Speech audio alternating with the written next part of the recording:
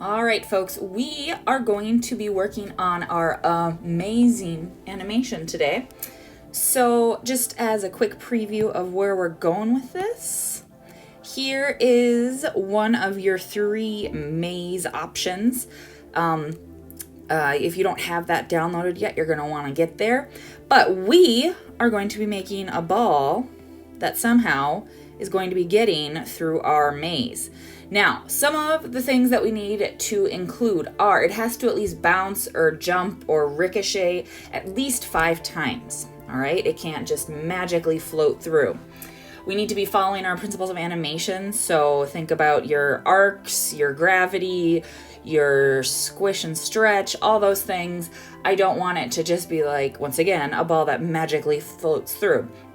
And also, think about, it's got to exit and enter from separate locations. So each of the mazes has 2 openings on the walls. I don't care which one you use, but you have to use a different one for an entrance than you do for the exit. So we need to get started, which means that we need to go to our gallery and we need to make a new canvas. Now, once again, we're going to go with square. You have all the mazes are square. If you really want to go with a rectangle because, like, I don't know, maybe you really want the ball to just like ricochet off into the distance, that's up to you. Okay, so now I need to add my image to this. But the first thing I'm actually gonna have you make sure is I want you to make sure that you have enough frames for this. So we're gonna go to the canvas and we're gonna click on crop and resize. So you noticed it said that it had 124 layers available. That might get us through it, it might not. So what we're gonna do is we are gonna click on settings and we're going to adjust these settings, okay? So I'm going to go back to that other one just to show you where we are going to end up. So I'm going to click on my settings here, crop and resize. If I look at these settings, I have it at 1500 pixels by 1500 pixels.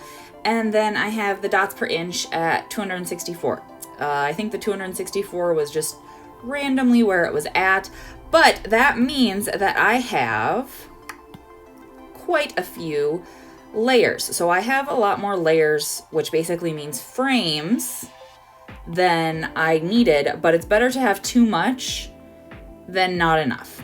Okay, so I'm going to go back to my gallery, and what this means also is it's changing the size that this will be on, like, let's say your computer screen. I think though that one that I just had was 6 inches by 6 inches, so it's not a huge animation, but it's also, it won't be teeny tiny, so you don't have to worry about that. So I'm gonna go up to my canvas. I'm gonna go to my settings. I'm gonna do 1500 by 1500. So I have 234 layers available, and you know what? I'm just gonna make this 250, and then I'm gonna click done. All right. So that should be plenty of layers. If you intend to make the ball get through the maze in a really complex way, you're gonna wanna do something a little bit different, okay? Now, I need to insert my maze. So I'm gonna click add, insert a photo, and this is the maze that I chose. So wouldn't you know, once again, it's square and square, once like I've planned. And so I'm gonna go up here and I'm actually gonna make another layer, because the first thing we have to do is we have to plan how this ball is gonna get through this maze, okay? So you have to decide what you want the entrance and the exit to be. So let's say we want the entrance down here, okay? So maybe he bounces in and then, oh, he stops. Didn't want to edit that shape. And he's realizing, oh snap, I have to get up higher. So I'll do the jumping animation, but then he hits and hits and hits. Oh, and then he's falling down again. And then he rolls. So you can see that this one is really complicated, okay? That's gonna be way too much for me, I think. So what I'm gonna do is instead, I think I'm actually gonna have Gravity help me with this one. On some of the other mazes, it'll be easier to come up from the bottom and have him jump. This one, because it's a more complex maze, not as easy. So I'm going to have him come in and he's going to shoot in from this side and then he's going to ricochet. Oh, so I need to make sure he actually comes in at an angle so that maybe he'll hit the top, the side, and then he's kind of ricocheting all over the place here. And then I have to be very careful about, so you can see it's going to be kind of close. Now this is just a general guide. It is not exactly where things are going to go, but it does help me figure things out. So if you want him to end up touching down in the corner or something and then jumping up, that's fine. But it's all up to you. So now I need to turn this into an animation. So I need to turn in on my preferences. No, wait, canvas, animation assist. And I need to make my maze my background and my guidelines the foreground. All right, that just means it's going to be in front of everything, so you will always be able to see it. Now that I have that done, I need to add my first frame and make my circle. I am going to keep my circle hollow just so that it's easier for you to understand what I'm doing. But if you would prefer to make, just make your circle a solid color so that you don't have to constantly be going back in and filling it later, that is fine. So I think I'm gonna make this one, we're gonna go with like a nice rose color here, okay? So I need to make my circle, and remember, click and hold, click and hold, and then a finger makes it a circle. So I'm gonna go with a ball that's about that size. That way I have a little bit more wiggle room to work with. And what I'm actually gonna do is I am going to have that ball, I'm just gonna move him like down here, because that way he will always have that perfect circle one to go back to if I need to. Okay, so I'm just gonna duplicate that one. And I am going to start with my coming in. Okay, now he needs to be coming in at a pretty fast pace here for mine. So he needs to be stretched, free form. Needs to be stretched a little bit. And then I need to rotate him. So you can see, like, if I was gonna stay 100% centered on my line, he would actually be magically cutting through the wall there. So I'm gonna have to go a little bit above my line, or I'd have to make my circle smaller, one of the two. Either way is just fine. And so there I've got that. And nope, that's not what I meant to do. I need to turn on my color secondary frames. And now I need to duplicate this one again. Move.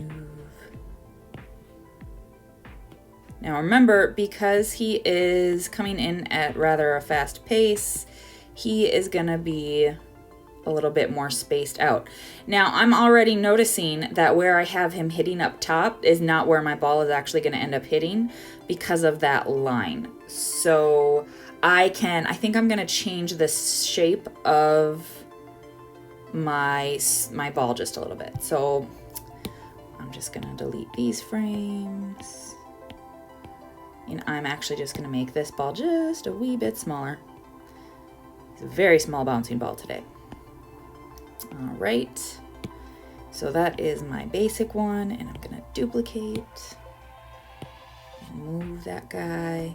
So now I'm gonna need to zoom in a little bit more just for my own sanity's sake. So he is gonna be coming in like that. He's still coming in hot, just not as much as before.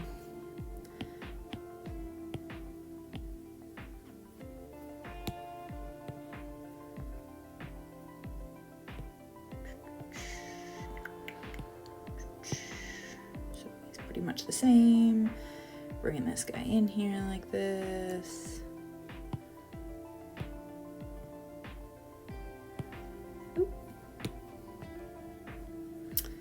And then he's gonna, you know what? I think I'm gonna do where he hits just a snap. I didn't want to delete, I wanted to duplicate. Move that guy there. All right, so if I followed this path, so he's gonna hit about there. So squish. And you know what? I'm going to have it kind of at a slight angle where he's hitting, so that duplicate when he squishes quite a bit more over this way and starts to ricochet, this one will be angled too, so it'll make hopefully a little bit of sense here. And with this one, you're going to be doing a lot of playing around with stuff, because it's not gonna, I'm doing my basic stuff first, and then I have to make it make sense to the viewer. Okay, this is not like my other one where I had all of my little lines, so I knew exactly where everything needed to go. This is me trying to figure it out, or you, in the case that it's your assignment, me trying to figure out what the gravity of all of this and how the walls are going to affect it, and how I need to speed things up and slow things down. So it's a whole process of basically you putting into practice that stuff that we learned in the other animations.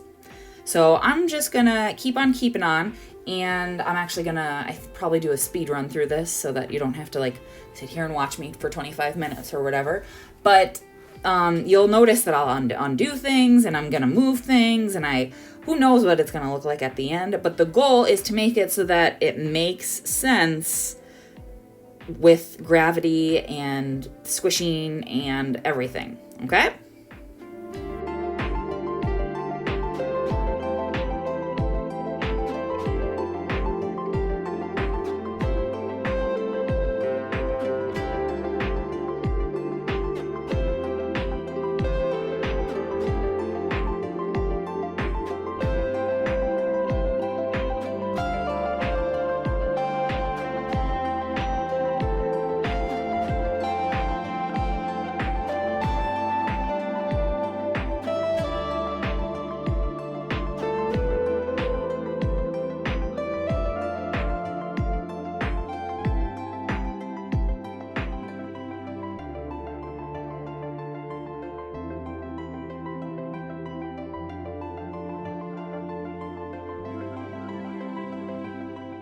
So here is my finished amazing animation. Now remember, we're not looking for perfection, and I don't expect you to have it exactly right the first right out of the gate, because like you can see that I had to change my path at the end to 2 arcs to make it make more sense, and I had to change like where things were hitting and whatnot, and that's kind of the whole point, is that I want you to be thinking about this as you go. So you'll also notice like mine starts to slow down towards the end because he's lost that kind of oomph that he gets from being straight out of the cannon or wherever he's coming from. But just be thinking about those things as you're working,